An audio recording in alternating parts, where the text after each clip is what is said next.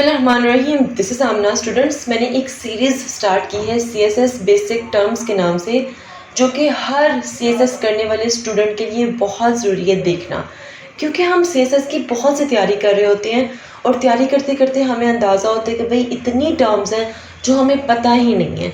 तो ये basic terms हैं। वो स्टूडेंट जो बिल्कुल बिगिनर्स होते हैं, उनको कुछ नहीं पता, तो वो इन टर्म्स को सबसे पहले लाजमी देखिएगा।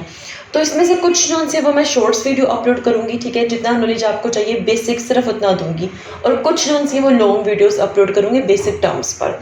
तो आज की जो बेसिक टर्म है that is monetary policy, MONETARY, monetary policy.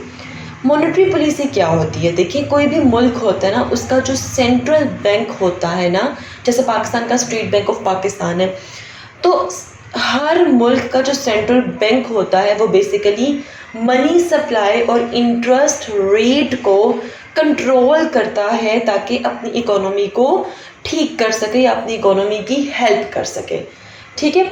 या आप इस तरह भी कह सकते हैं कि मॉनेटरी पॉलिसी एक टूल होती है जो कि central bank of a state अपनाता है अपने मुल्क की मनी सप्लाई को मैनेज करने के लिए और अपने बेसिक गोल्स को अचीव करने के लिए।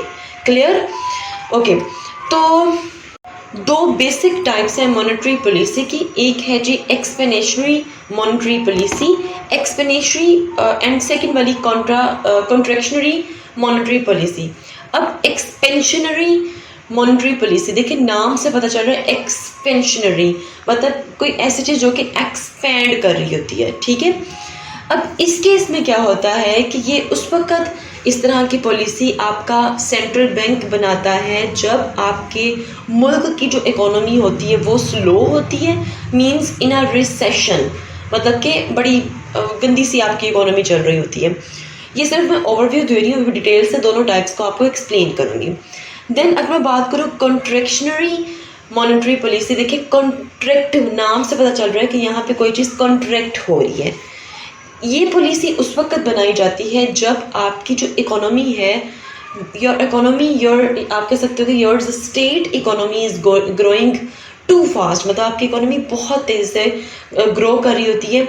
अब जब आपकी इकोनॉमी बहुत तेज़ी से ग्रो कर रही होती है तो उस वक्त इन्फ्लेशन, जो महंगाई है, मीन्स के prices rising too quickly as well. अब इसको ज़रा डिटेल से समझते हैं। सबसे पहले मैं आपको समझाऊंगी एक्सपेंशनरी मॉनेटरी पॉलिसी।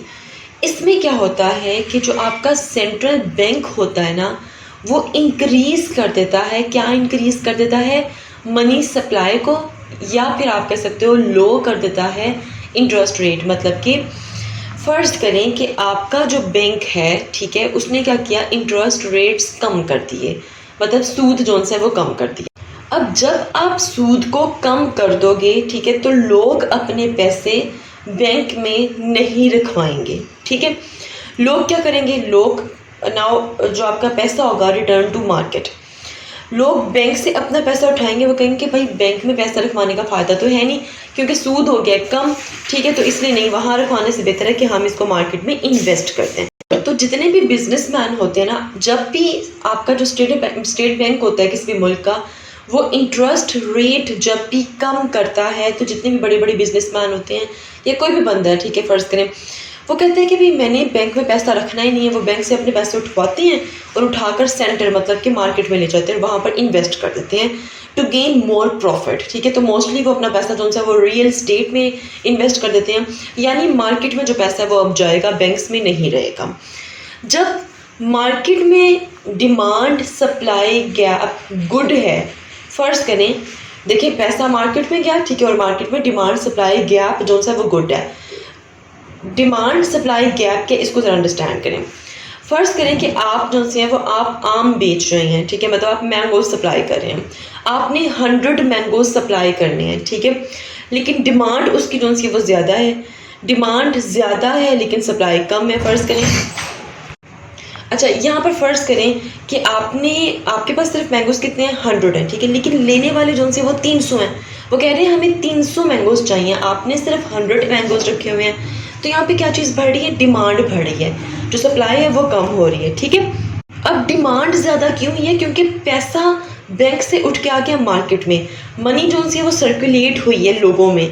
जब मनी सर्कुलेट हुई है तो लोगों के पास पैसा आया है, लोगों के पास पैसा आया तो लोग चीज़ें खरीदेंगे, मतलब कि लोगों की डिमांड बढ़ेगी।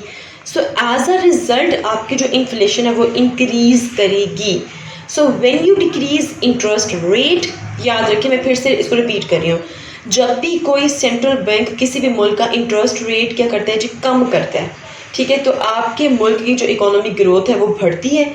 लेकिन क्या होता है कि इन्फ्लेशन जो सी है वो भी बढ़ती है, महंगाई बढ़ती है, क्योंकि लोगों के हाथों में पैसा आता है, वो डिमांड ज़्यादा करते हैं, सप्लाई कम हो जाती है, ठीक है, तो महंगाई जो सी है वो बढ़ जाती है। अब अगर इसका वाइस वर्सा कर दें, मतलब कंट्रैक्शनरी मॉनेटरी पॉलिसी की बात करें, ये सारा उल्ट हो जाएगा एक्सपेशनरी मॉनेटरी पॉलिसी। एक्सपेशनरी में आपने क्या पढ़ा है कि आपका जो इंटरेस्ट रेट है वो क्या हो गया, कम कर दिया आपके बैंक ने।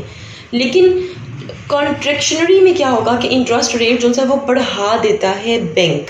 अब इस केस में आप क्या करेंगे कि आपको इंटरेस्ट ज़्यादा मिल रहा है बैंक से, आप कहेंगे भाई मैं पागल हूँ कि उठकर मतलब कि मार्केट में इन्वेस्ट करूं, पैसा इधर उधर लगाऊं, उससे बेहतर है कि मैं अपना जो पैसा है वो मतलब कि बैंक में ही रख देता हूं, क्योंकि इंटरेस्ट रेट मुझे मतलब अच्छा मिलेगा, ठीक है। मतलब जो भी कर्जा लेने जाएगा उसे महंगा कर्जा मिलेगा, ठीक है, क्योंकि इंटरेस्ट रेट है वो ज़्यादा हो गया। जब पैसा मार्केट से निकलेगा, मतलब पैसा जो है वो मार्केट में नहीं होगा, पैसा लोगों में सर्कुलेट नहीं करेगा, लोगों के पास नहीं जाएगा, तो लोगों की इतनी कैपेबिलिटी नहीं होगी कि वो चीज़ों को ख़रीद सकें, तो लोगों की डिमांड क्या हो जाएगी, कम हो जाएगी, लेकिन सप्लाई जो सी होगी वो ज़्यादा रहेगी।